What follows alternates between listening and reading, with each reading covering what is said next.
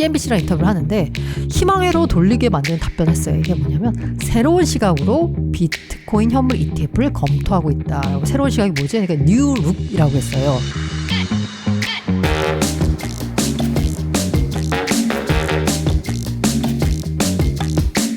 알고 아닌 미국, 온 우주가 돕는 거임 오를 수밖에 없네요. 촬영 시각은 12월 15일 낮 12시 10분경입니다. 무슨 얘기일까요? 네, 비트코인 얘기입니다. 자, 일단 왜 올랐을까? 다들 아시죠? 네, 땡큐 파월입니다. 연준이 마지막 2023년 마지막 FOMC를 열었죠. 물론 금리는 당연히 예상대로 동결했고요. 도대체 기자회견에서 그리고 무슨 얘기를 할까? 파월이 그리고 점도표는 어떻게 찍힐까? 모두들 궁금했었는데 어우야 슈퍼 비둘기였습니다. 슈퍼 울트라 파워 짱 슈퍼 비둘기였습니다. 네.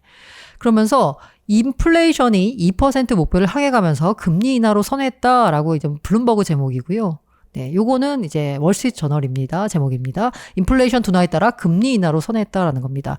자, 한 달 전인가요? 20일 전만 해도 금리 인하 없다. 야, 꿈도 꾸지 마라고 했었는데 갑자기 우리 인하할 수 있다라고 얘기한 거예요. 인플레이션이 예상보다 빠르게 하락했기 때문에 당국자들이 금리 인하에 관심을 돌리고 있다라고 말했습니다. 라고 했는데 이 확실한 건 파월 의장 발언도 있지만 요거거든요. 바로. 이 연준의 점도표입니다. 이 점도표를 보면 어떻게 되나요? 내년에 최소 3번은 내려야지 이 연준 위원들이 점 찍은 점도표에 가까워집니다. 그러니까 와 생각보다 금리를 많이 내리겠네? 라고 하면서 시장이 흥분을 한 거죠. 자, 금리 인하 기대감이 높아지면서 저는 약간 설레발이라는 생각을 했었는데 파월은 꿈도 꾸지 않고 있는데 연준은 너무 시장에 설레발 치는 거 아닌가 해서 사실 걱정했는데 결과적으로 말하자면 연준이 훨씬 더 비둘기파적인 면모를 나타냈습니다. 그러다 보니까 역시나 증시 환호했고요. 금리 인하 기대감 하니까 당연히 네, 같이 유동성에 따라서 시장에 돈이 많이 풀리면 오를 수 있는 자산인 비트코인도 가자를 외쳤습니다. 주식도 가고 비트코인도 가죠. 미 연준이 증시를 끌어올렸다. 다음 차례는 암호화폐다라고 했는데 모건 크릭 설립자. 실제로 요 발표 나온 다음에 요게 다우가 사상 최고치를 경신을 했고요. 요거는 그 발표 나온 그 다음 날입니다. 다음 날인데 그 전날에도 이렇게 많이 올랐고 네, 또 올랐습니다. 사상 최고치 경신했고요. 네, S&P 나스닥. 네, 사상 최고치가 지난해 21년 12월경이었거든요. 그거 이제 조만간 여기 보시면 S&P 500은 거의 왔어요. 거의 왔고 나스닥도 조금 모자라긴 하지만 네, 조만간 경신할 것 같은 느낌입니다. 주식 가니까 비트코인도 이제 가는 현상이 나타난 거고요.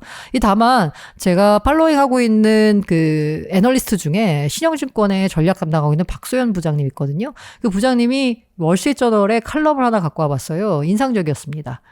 주식 랠리가 파월의 마음을 복잡하게 만들 수 있다라는 기사였는데요. 24년도 금리 인하 기대감에 주식시장이 랠리를 펼쳤죠. 그런데 이렇게 랠리를 펼치니까 이게 파월이 이게 자산 가격이 또 이렇게 뛰면 이것도 문제잖아요. 그러니까 이거 너무 파월이 또 변심하는 거 아니야? 라는 이제 걱정을 담은 칼럼인데 요것도 한번 고려해 봐야 된다. 그러니까 마음 놓고 랠리를 즐기기에는 아직 쉽지가 않다라는 얘기를 해줬습니다. 요 칼럼의 내용을 요약을 해줬는데요. 이게 뭐냐면 미국채 10년물 금리는 4% 아래 떨어졌습니다. 앞으로 위험자산 간다라는 거죠. 금리 내리니까. 근데 랠리의 지속성에 대한 의구심은 여전합니다. 왜? 금리를 낮추는 이유가 있어야 될 텐데 근데 금리를 낮추는 건 뭐예요? 경제가 약간 힘드니까 금리를 낮춰서 돈을 풀어줘가지고 경기를 부양하겠다라는 거잖아요. 경제가 너무 탄탄해요. 네. 현재 시장은 자기 강화적 경향으로 돌고 있는데 이게 뭐냐면 그냥 금리를 내려도 좋아. 시장에 무조건 좋은 쪽으로만 해석을 한다는 거예요. 11월 소매 판매 보자면 CPI 나왔는데 0.3% 증가했습니다. 예상치 웃돌았어요. 그런데 시장은 6월 이전에 조기 인하가 나올 것으로 기대하면서 베팅하고 있습니다. 전 자산군 랠리 보면 금융시장이 과도하게 반응한 것을 막기 위해 중앙은행이 다시 한번 매로 변할 수 있다라고 칼럼은 얘기하고 있고요. 만약에 5차례나 6차례 금리 인하 되면 좋겠죠. 되면 돈 풀리니까 좋구나라고 하는데 이 금리 인하를 하려면 뭐가 있어야 되나요? 경기 침체 조짐이 있어야 돼요. 경기 침체가 나타날 수 있으니까 연준이 금리를 내린다는 건데 5차례나 6차례. 근데 지금으로선 그런 조짐도 없고 어제 기자회견에서 그런 뉘앙스가 없어요. 그러니까 금리를 내린다라고 다들 막 우와 하면서 그 내년 최소 3번이니까 지금 시장은 더 기대하고 있는 거죠. 5, 6번. 근데 그렇게는 경기가 그렇게 나쁘지 않아요? 근데도 시장이 이렇게 반응하는 게 지금 부담스럽다라는 거죠.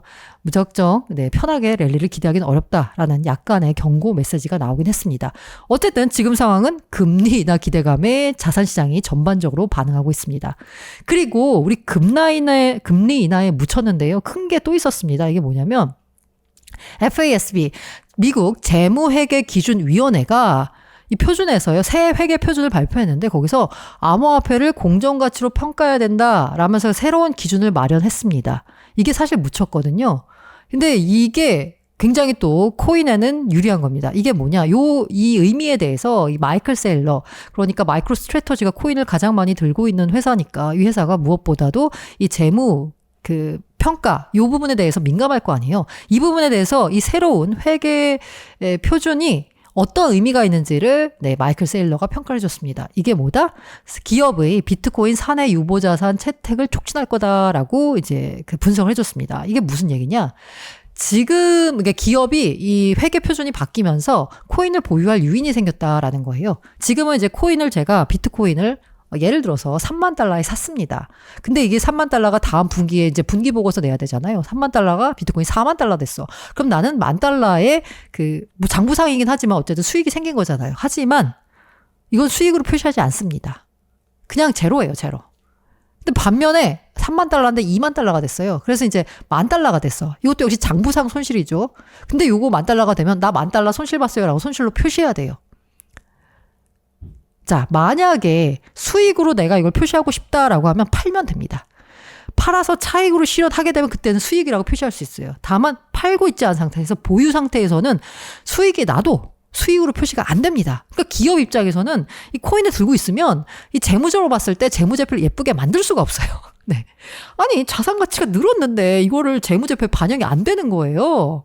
그러니까 평가액이 늘어가지고 우리 뭐 이렇게 들고 있는 자산 보유액이 늘었다라고 자랑하고 싶잖아요. 근데 그게 안 돼. 근데 떨어지면 무조건 손실로 표시를 해야 돼. 이러다 보니까 이걸 가지고 뭐 이렇게 테슬라 같은 경우에는 약간 세금을 약간 줄이는데 뭐 활용했다 뭐 이런 얘기도 있긴 한데 어쨌든 그 얘기는 좀 별도로 하고 어쨌든 간에 재무제표를 예쁘게 만드는 데는 하등에 도움이 안 되는 게 코인이었거든요. 근데 이제는 그게 가능해진다라는 거죠. 그러니까 앞으로 기업들이 그 부분 때문에 이 약간 수익을 봐도 수익으로 표시가 안 되고 손실만 보면 손실만 표시해야 되니까 약간 코인을 사는 걸 부담스러웠던 기업들이 코인을 살 수 있다라는 거죠. 그러니까 당연히 호재겠죠. 그리고 우리 이제 여러 가지 상황 점검 중에 온 우주가 돕는다라고 했죠. 금리 돕고 있죠, 매크로. 그리고 없었던 회계 표준이 돕고 있습니다. 그리고 가장 큰 호재로 여겨졌던 ETF 상황을 보자면 뭐 예상대로 가고 있습니다. 비트코인은 아니지만요, 이더리움 현물 ETF에 대한 심사 미뤘습니다. 뭐 이 데드라인이 12월 23일이었거든요. 근데 일찍 미뤘어요. 다 예상대로 되고 있어라고 보시면 될 것 같습니다. 자, 그리고 운용사들은 각자 이제 수정서를 제출하고 있습니다. 수정 신청서 제출하는 것들이 하도 많아가지고 뭐 열거하기도 힘들 정도인데요. 이게 무슨 얘기냐? SEC가 가이드라인 줘요. 야, 이거 바꿔와. 그러면 이제 이제 운용사들이 알아서 이제 바꾼다는 건데, 이 발키리가 수정 신청서를 제출했어요. 그러면서 이제 발키리 CIO가 승인 자신 있다라고 대답을 했고요. 이 발키리 수정 신청서는 조금 이따 다시 볼 텐데, 어쨌든 간에 애널리스트들이 이제 그러니까 블룸버그 애널리스트가 보기에 이제 얘기를 들었는데, 블랙락 등과의 회의에 SEC 담당자가 다수 참여한다라는 겁니다. 그러니까 SEC와 운용사가 끊임없이 회의를 하면서 뭔가 보완을 하고 고쳐나간다는 거예요. 이게 무슨 얘기냐? 승인을 염두에 두고 다 하는 얘기겠죠. 그리고 이제 티커 등록 업체 속속 나오고 있는데 아시다시피 피델리티의 ETF는 BFBTC, 그리고 블룸버그는 iShares라는 ETF 브랜드명을 쓰고 있잖아요. 그래서 IBTC. 그리고 호들. 아름답습니다. 호들. 여기 반액이었나요? 네, 반액이 호들이라는 티커를 쓰고 있습니다. 자, 그리고 비트코인 그래서 어쨌든 간에 이걸 승인을 해준 사람은 누구예요? SEC잖아요. 그 SEC 게리 겐슬러 위원장한테 블룸버그 인터뷰에서 위원장이 국채시장 관련 회의에 참석을 했어요. 근데 이제 블룸버그 기자가 이제 크립코인 질문했어요. 그랬더니 이제 겐슬러가 막 화를 냈어요. 아니, 국채 얘기하는데 왜 와서 코인 질문하느냐. 코인 시장은 국채 대비해서 규모와 영향력이 작아라고 하면서 화를 냈습니다. 그런데 이게 무슨 맥락이지? 라고 해가지고 봤더니 이걸 이제 제임스 세이파트라는 블룸버그 애널리스트가 요 상황을 이제 설명을 해줬어요. 이게 뭐냐면 이게 국채시장 회의잖아요. 그래서 이 기자도 이 국채시장에 대해서 한 5분 동안, 이 5분 동안 계속 질문했어요. 그러니까 질문을 계속 이제 국채 얘기를 하다가 마지막에 이제 역시 이제 관심사니까 ETF, 비트코인 ETF 얘기 한마디 했더니 너 왜 그런 질문하니? 라면서 화를 냈다는 거예요. 이게 다시 무슨 얘기냐. 겟셀러 위원장이 별로 말하고 싶지 않았다라고도 볼 수 있죠. 그런데 말을 안 할 수가 없는 게 사람들이 궁금할 수밖에 없잖아요. 그러니까 이제 자꾸 물어봅니다. 이번엔 CNBC랑 인터뷰를 하는데 또 역시나 물어봤겠죠. 다들 관심이 많으니까. 그랬더니 뭐라고 했냐면 8개에서 12개 비트코인 현물 ETF를 검토 중에 있다라고 했습니다. 그때 약간 그 단어 몇 개라고 딱 박았다가 실제 숫자하고 달라가지고 혼이 났잖아요. 그러니까 한 8개에서 12개 현물 ETF를 들여다보고 있다라고 이제 얘기를 한 거예요. 이거보다도 더 인상적인 답변이 뭐였냐면 CNBC랑 인터뷰를 하는데 희망회로 돌리게 만드는 답변을 했어요. 이게 뭐냐면 새로운 시각으로 비트코인 현물 ETF를 검토하고 있다라고. 새로운 시각이 뭐지? 그러니까 뉴룩이라고 했어요. 그러니까 굉장히 비판적으로만 이제 비트코인 코인에 대해서 입장을 취했는데 이제는 입장이 일부 바뀌었다라는 거죠. 이게 뉴룩이 뭘까? 한번 볼까요? 이게 뭐냐면 아시겠지만 이게 뭘까? 비트코인 ETF의 승인 가능성에 뭔가 이렇게 가늠자가 된 이 변수가 된 게 확 분위기를 바꿔준 게 뭐냐면 그레이스케일과의 소송입니다. 지난 9월에 미국 연방 순회항소법원이 SEC가 그레이스케일의 현물 비트코인 ETF 전환 신청을 재검토해야 된다라고 판시했습니다. 그러니까 그레이스케일이 자 우리가 갖고 있는 GBTC를 비트코인 ETF로 바꿔주세요라고 SEC에 신청했더니 SEC가 답변을 미루다가 최종적으로 안 돼라고 한 거예요. 그러니까 그레이스케일이 열받아서 소송을 한 겁니다. 아니 왜 안 되는데요? 이게 뭐가 문제가 있어요? 라고 이제 소송을 제기해서 그 소송 결과 그레이스케일이 이겼습니다. 그러니까 SEC 입장에서는 이 그레이스케일한테 안 된다고 한 이유 말고 다른 이유를 가지고 ETF를 거부를 해야 되는 거예요. 다른 이유를 들여다보기 위해서 여러 가지를 만들고 있는데 지금 그 다른 이유가 마땅치 않으니까 결과적으로 승인해 주는구나 라고 생각할 수 있는 거죠. 그러니까 요게 이제 여기서 뉴룩이라고 한 게 뭔가 왜 나오게 됐냐면 이 법원의 판결 덕분에 이제 뉴룩을 할 수밖에 없다. 새로운 시각으로 이 현물 ETF에 대해서 검토를 할 수밖에 없다라고 대답을 한 겁니다. 하지만 이 인터뷰에서도 역시나 암호화폐는 여전히 사기와 악의적인 행위가 만연해 있다라고 하면서 암호화폐에 대한 부정적인 입장을 계속 재확인했습니다. 근데 이제 앞으로는 이제 어떻게 된 거냐라고 볼 수 있는데 사실 그레이스케일한테 진 다음에 SEC에다 입장을 물어봤는데 공식적으로 입장을 내놓지 않았어요, SEC가. 그런데 이에 대해서 패소에 대해서 겟슬러 위원장이 구체적으로 언급한 게 사실상 이번이 처음입니다. 그러니까 그 재판 결과가 굉장히 SEC의 결정에 중요한 영향을 미쳤다라는 거고요. 그 재판에서 어땠어요? 그레이스케일의 손을 들어준 거잖아요. 쉽게 말해서 ETF 허용해야 된다라고 법원 쪽에서 물론 이제 그래도 그럼에도 안 돼라고 하려면 SEC가 뭐 또 다른 논리를 만들어야 되겠지만 어쨌든 간에 그걸 굉장히 중요한 팩터로 여긴다라는 얘기는 승인 가능성이 높아졌다라고 해석할 수 있는 거죠. 이러다 보니까 비트코인 가격은 강세를 보이고 있는 상황입니다. 이제 그러면 ETF 승인까지 1월 10일이죠. 그 아크와 21쉐어즈의 비트코인 ETF에 대한 마지막 데드라인이 1월 10일이니까 그 전에 결정이 날 텐데 이제 남은 건 뭐냐? 현물 상환이냐 현금 상환입니다. 리뎀션이라는 이제 표현을 쓰는데 자, 현물은 어떤 투자자가 비트코인을 갖고 와서 ETF에 이제 블랙락에 갖고 와 비트코인을 1비트코인을 블랙락에 갖고 와서 블랙락한테 1비트코인에 해당하는 ETF를 주세요. IBTC를 주세요라고 하는 거예요. 그럼 IBTC를 이제 받아가는 겁니다. 투자자가. 근데 이제 투자자가 IBTC를 갖고 가서 블랙락한테 갖고 갑니다.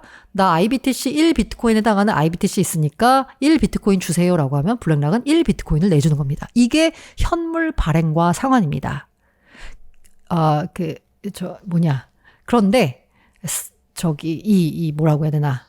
현금 발행과 상환은 뭐냐면 투자자가 1비트코인에 해당하는 4만 달러라고 할게요. 4만 달러를 갖고 갑니다. 블랙락한테. 자, 비트코인 ETF 주세요라고 하면 4만 달러에 해당하는 비트코인 ETF IBTC를 투자자한테 줍니다. 투자자가 IBTC를 블랙락한테 갖고 가면 블랙락은 그에 해당하는 4만 달러를 내주게 됩니다. 물론 그때 가격이 올랐으면 5만 달러를 내주게 되겠죠.